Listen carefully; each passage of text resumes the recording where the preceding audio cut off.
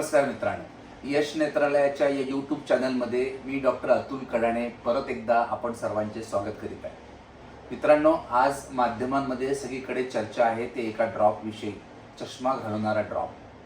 Facebook असो, Instagram असो, सगळीकडे याबद्दल विविध प्रकारच्या पोस्ट फिरत आहेत. त्याच्यामुळे खूप साऱ्या आमच्या मित्रांकडनं आम्हाला अशी इन्क्वायरी येत आहे की खरंच हा ड्रॉप काम करतो का, त्यात किती तथ्य आहे. तर मी ठरवलं की या संदर्भात एक शास्त्रोक्त पद्धतीने माहिती देण्याकरता हा आपण व्हिडिओ बनवलेला आहे.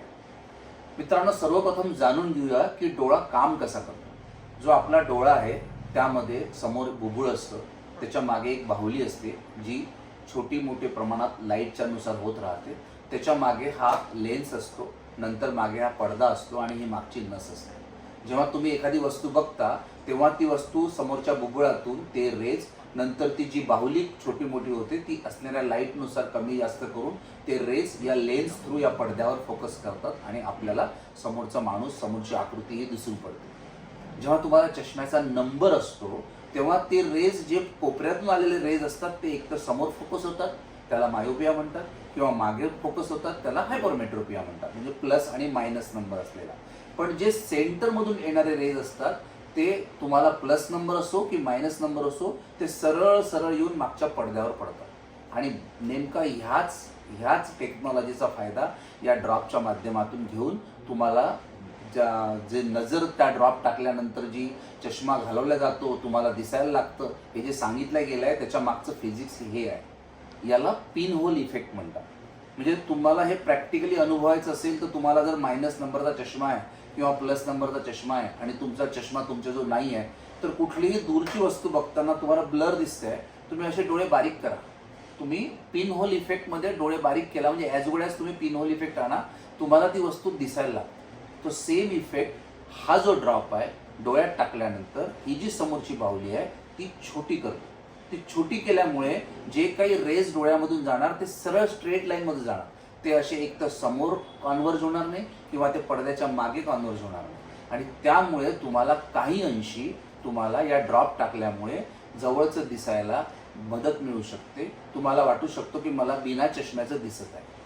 युजली जसं जसं आपण जेव्हा काही आपण जवळची वस्तू बघतो तेव्हा आपल्या डोळ्यांमधील काही जे हा जो लेन्स आहे हा थोडा फुगीर होतो, त्याच्यामुळे डोळ्यातला प्लस पॉवर वाढतो आणि आपल्याला ती वस्तू क्लिअर दिसते.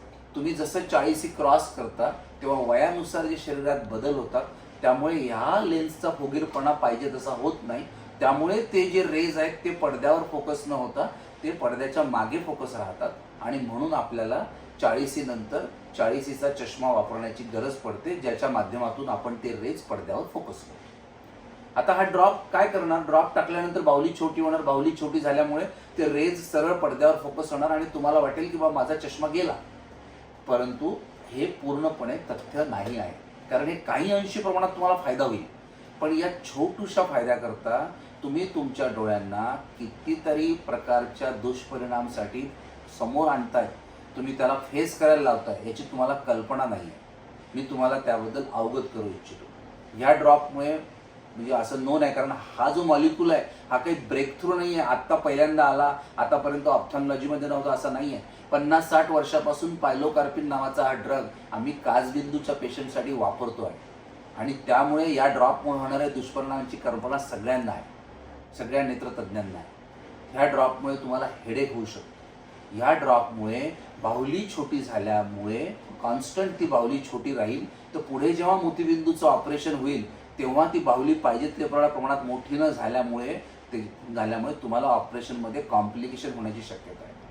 ह्या ड्रॉपच्या परिणामामुळे एक जसा मेन हे आहे की तुम्हाला डोळ्यात लालचटपणा पण राहू शकतो, जसा डोळा रेडिश टिंजमध्ये राहू शकतो. रेटिनल डिटॅचमेंट डोळ्यातील सगळ्यात एक कमी प्रमाणात, चान्सेस कमी आहेत परंतु नोन आहे की पायलोकार्पिनचा ड्रॉप वापर केल्यामुळे मागचा पडदा हा जो आहे हा जागेवरून सटकू शकतो आणि ही एक डोळ्यातील मोठी बिमारी आहे.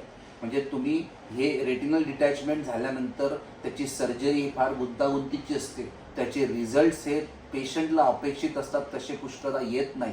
तर अशा प्रकारे हा जो मोठा डोळ्यातील आजार आहे हे नोन आहे. अमेरिकन जर्नल ऑफ ऑप्थॅल्मॉलॉजीमध्ये ऑलरेडी हा जो ड्रॉप इंडियात या कंपनीने लॉन्च केलेला आहे असाच ड्रॉप ऑलरेडी दुसऱ्या कंपनीने विदेशात ऑलरेडी लॉन्च केलेला आहे आणि तिथे त्या ड्रॉपच्या वापरामुळे काही लोकांना असं झालेलं आहे याची ऑलरेडी सायंटिफिकरित्या जर्नलमध्ये नोंद झालेली आहे. तर खरंच आता तुम्हाला ठरवायचं आहे की तुम्ही त्या छोटासा जो फायदा आहे की ज्याच्यामुळे तुम्हाला विना चष्म्याचं जर वाचता येईल थोडंसं, त्याच्यासाठी तुम्ही तुमच्या डोळ्यांना एवढे सगळे जे कॉम्प्लिकेशन आहे याला तुम्ही फेस करणार आहात का? तुम्ही त्यांना तुमच्या डोळ्यांना एक प्रकारे आमंत्रण देताय की हे सगळे कॉम्प्लिकेशन होऊ शकतात तुम्हाला याचे. याशिवाय अजून एक लक्षात घ्या की जेव्हा आपण चालतो, जेव्हा आपण ड्राईव्ह करतो, तेव्हा तुम्हाला आजूबाजूनी काय वस्तू येत आहेत याची जाणीव राहते, कारण आपली बाहुली मोठी राहते. आता हा ड्रॉपचा वापर जर तुम्ही कराल, ती बाहुली छोटी राहील तर तुम्हाला बाजूनी कोण येतं हे जाणवणारच नाही, जोपर्यंत तो तुमच्या दृष्टी क्षेत्रात येणार नाही. तुमची नजर ठीक आहे, स्ट्रेट समोर आहे, पण आजूबाजूनी जे दिसतं याला आपण दृष्टी क्षेत्र म्हणतो आणि हे सुद्धा कॉम्प्रोमाइज याच्यामध्ये होऊ शकतं, कारण तुम्हाला कळणारच नाही की कोण तुमच्या समोर आलाय. तर असे विविध प्रकारचे दुष्परिणाम या ड्रॉपमध्ये आहे. तर माझी तुम्हा सर्वांना अशी विनंती आहे की कृपा करून स्वतःच्या मनाने मेडिकलमध्ये जाऊन हा ड्रॉप घेऊन डोळ्यात वापरणं चालू करू नका. तुमच्या नेत्रतज्ञांकडे जा, तुमचे डोळे तपासा, त्यांच्याकडनं जाणून घ्या की हा ड्रॉप तुमच्यासाठी सेफ राहू शकतो का आणि त्यांनी प्रिस्क्राईब केला तरच वापरा. आशा करतो की या व्हिडिओद्वारे तुमच्या सर्व प्रश्नांचे उत्तरांचे निरसन मी करू शकलो आहे. धन्यवाद.